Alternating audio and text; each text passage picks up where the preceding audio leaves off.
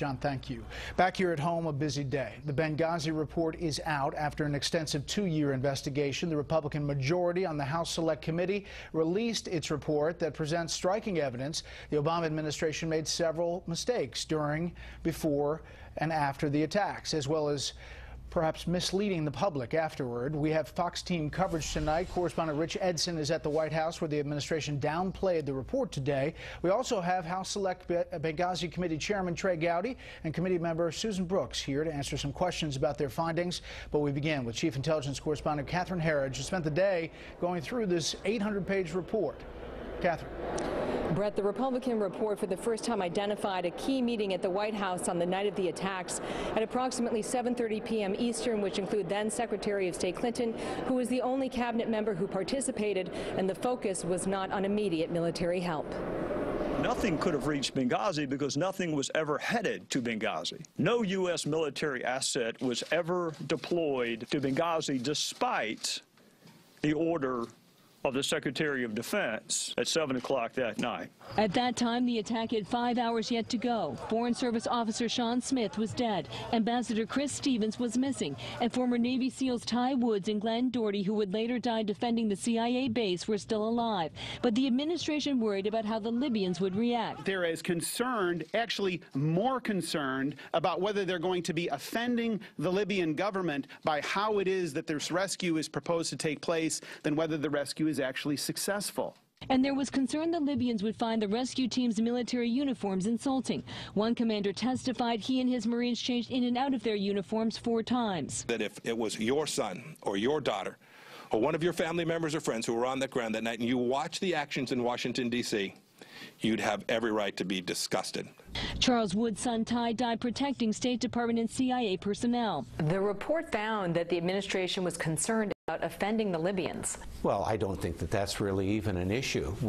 Hillary, she took credit for invading Libya. When we bombed them, when we went in without permission from the host country, no, she wasn't afraid of that. Discussion of the obscure anti-Islam video the White House would wrongly tie the attacks also dominated the meeting, taking up 5 of the 10 action items. I have forgiven all the people that were involved in this, okay? But there are times when tears come to my eyes. I can't help it. Wood said he's disappointed the report does not explain who blocked the order to help. They're definitely making a very concerted effort not to allow the American public or Congress to know why they didn't rescue. And the pressure was on Clinton, who wanted the Benghazi outpost to be permanent, with an announcement 1 month before the November 2012 election. Now they got a terrorist attack, and they have to mislead the American people because it's 56 days before an election. None of the investigations have answered a central question, which is why the U.S. was in Benghazi with such a significant CIA presence. Chairman Gowdy said today that they investigated whether there was a covert weapons operation at one point to arm the Libyan opposition, but the president and the White House would not cooperate with those questions. Bret. Thank you, Catherine. The White House discounted the Select Committee's Benghazi report as a waste of time and money. This despite the report finding several missteps by the administration before, during, and after the attack that killed 4 Americans. As you just saw, correspondent Rich Edson reports from the White House on the Obama administration's attempt to downplay the report overall. 2 years, $7 million, all politics. That's the Obama administration's assessment of the House Select Committee on Benghazi's report. It's unfortunate that the death of 4 Americans would be subject to that kind of political fantasizing. But that is the state of the Republican Party these days. White House Press Secretary Josh Earnest addressed questions about the specifics of the report by dismissing the entire effort as a politics-driven expedition to discredit the administration and then Secretary of State and the current presumptive Democratic nominee, Hillary Clinton. I'll leave it to others to characterize this report, but I think it's pretty clear it's time to move on. Much of the Republican report focuses on the White House response. Days after the 2012 attack, the administration deployed its then ambassador to the United Nations, Susan Rice, to television networks to explain what had happened. The Benghazi report claims political and communications officials prepared her for those appearances and, quote, nobody from the Federal Bureau of Investigation, Department of Defense, or Central Intelligence Agency agency participated in the call. It cites an email from aide Ben Rhodes discussing that call, quote, to underscore that these protests are rooted in an internet video and not a broader failure of policy. Rice then denied on television the attack was planned and claimed it was a spontaneous reaction to a hateful anti-Muslim video. The Republican report cites 2 State Department officials summarizing Rice's assessment as, quote, off the reservation. And it was common for senior communications officials in the White House to be involved in preparing senior administration officials for television appearances. The intelligence community, even in testifying here, has acknowledged that there was conflicting intelligence information that they were sifting through in the immediate aftermath of the attack. I don't think that's new. In a separate report, committee Democrats say that security in Benghazi was, quote, woefully inadequate because of decisions made by officials at the State Department. Bret? Rich Edson live on the North Lawn. Rich, thanks. Join me now to talk about the report, 2 of its authors, House Select Committee Chairman Trey Gowdy and committee member Susan Brooks. Thank you both for being here. You know, you come on a day, and obviously we have all this breaking news with this attack in Turkey. A lot of this report, the pre-attack, deals with the security of facilities around the world. Congresswoman Brooks, you used to be on the House Homeland Security Committee. As you look at these attacks today and you think about this report, are we changing things? Do we need to change things in the wake of this terrorist threat?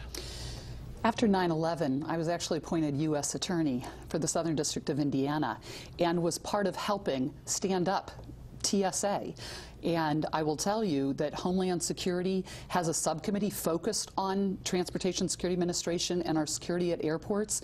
But when incidents continue to happen at airports, it does cause us as a government to continue to question whether or not we're doing enough.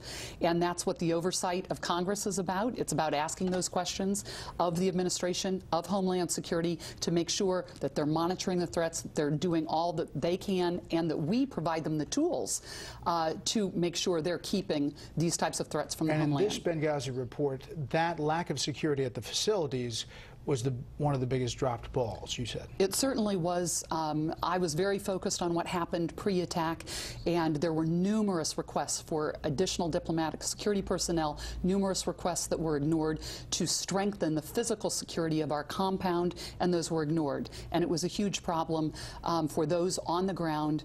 And I think the American people do need to ask those questions. Why were they not given when it was a high threat post, when we knew there was dramatic amount of security incidents that had happened in Benghazi, including 2 to our own compound, 1 in April and 1 in June of 2012. An IED had gone off, had been thrown into our compound in June of 2012, and yet officials in Washington continue to deny requests for more security. Mr. Chairman, you heard Catherine's report. The president orders the military assets to move, to do everything they can. Defense Secretary Panetta orders military assets to do everything they can to Benghazi, and yet nothing goes. Why? Well, someone changed Secretary Panetta's order, and I think General Carter-Ham is a good place to start. That's where we started. You may recall we were ridiculed for talking to him again, but that's because he wasn't asked the right questions the first 6 times he was talked to. He believes they were evacuating, Brett. He can't tell you the basis. Orders, you mean? No, Carter-Ham believed that our guys in Benghazi were evacuating. So whatever assets were going to be deployed to Benghazi, he decided to deploy them to Tripoli instead. He believed that the fighting had subsided and that we were evacuating. Now, when you press him on what informed and instructed that belief, it certainly wasn't any information on the ground, because the guys in the firefight did not believe the fighting had subsided, and they did not believe we were evacuating. But the focus on this deputies meeting at 7:30, where Hillary Clinton is a part of that, as well as the White House Chief of Staff, Dennis McDonough, and others. The discussion after the orders focus on, at least in part, whether the new Libyan government had given permission for the U.S. military to intervene. Did that play a role in this whole? Well, they say not. There's a lot of discussion about diplomatic clearance.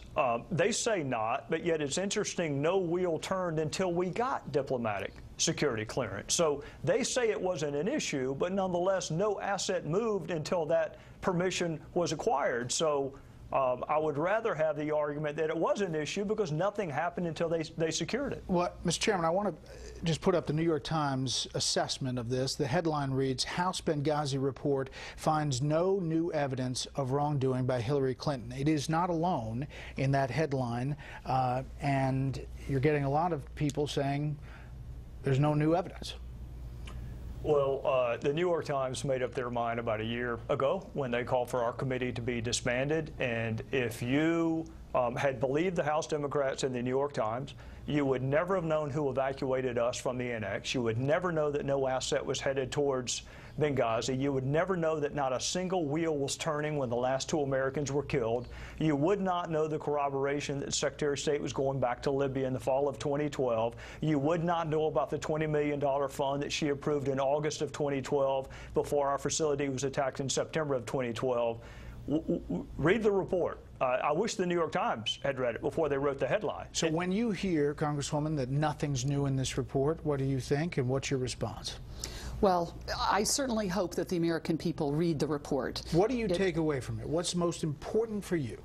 Well, besides what our chairman said about the military posture and the fact that they were not only not prepared to respond, but then that they did not respond to Benghazi, I think the failed policy in Libya.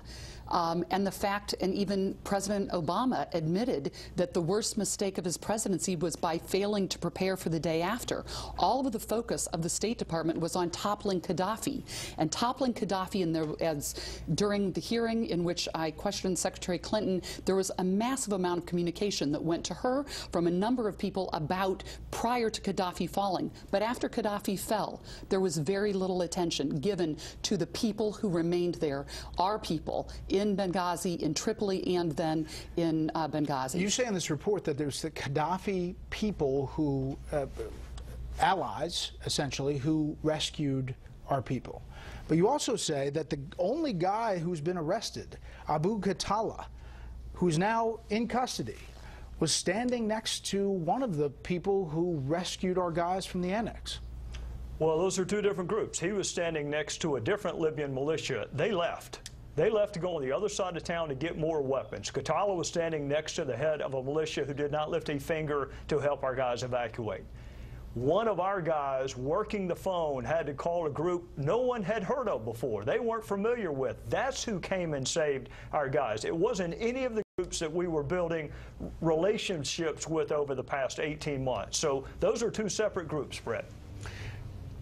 The bottom line here, you were asked today whether Secretary Clinton had lied, and you declined to talk about that. But yet a few moments later, you said Susan Rice, in your judgment, had made up things out of whole cloth in those 5 Sunday talk shows, talking about that. So people are wondering, are you somehow bending over backwards to avoid the politics of this presidential race by not characterizing what you see as misstatements by Secretary Clinton?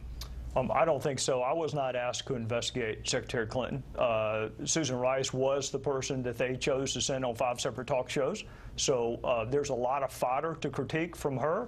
With respect to Secretary Clinton, we spent a lot of time discussing that first statement that she issued on behalf of the United States government and what evidence was available to her and what evidence she chose. So our report involve Secretary Clinton where it should involve Secretary Clinton. We just mentioned her name less times than our Democrat colleagues do. So I don't think I said Susan Rice lied. I think I said I'd rather... Made up out of the whole cloth. Well, you look at the talking points, and her comments do not resemble the talking points that were provided to her. And last thing, the Democrats and the White House pointing to Mike Rogers' committee, Intel chairman, and saying that he essentially found different findings than you all found.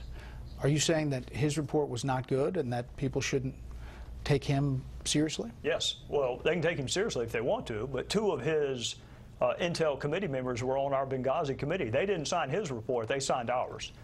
You don't issue a final definitive report without interviewing eyewitnesses. He didn't interview the eyewitnesses. He didn't even interview the guy that we found that told us who evacuated our folks from the annex. And those he did interview, he interviewed them in groups. And as a former U.S. attorney and a former federal prosecutor, you never interview witnesses in groups. So I'll let Chairman Rogers defend his report. Two of his HPSI House Intel Committee members were also on our report. They didn't sign his, they did sign ours. Is this the definitive word? And I would say 9 people. Our investigation, we interviewed over 100 people, 9 of whom were actually eyewitnesses to the attacks that had never been interviewed by any congressional committee before.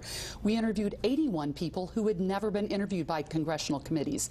And so while the other committees that had worked on this, their work product was not complete, and I believe that if people will take the time, and as the chairman have said, the time it takes to read this report, and while it is long, is actually less time than the brave men who fought in Benghazi, fighting for their lives. And so I hope that the American people, as they come to decide facts, we presented them with the facts. We hope they take away conclusions that will indicate to them what really happened there in Benghazi. I'm very proud of the manner in which this investigation was conducted. I think most of the witnesses thanked us for the manner in which the investigation was conducted. Yeah, you heard the father, Charles Woods, say as much. Congresswoman, Mr. Chairman, thanks for coming in. Thank you. Up next.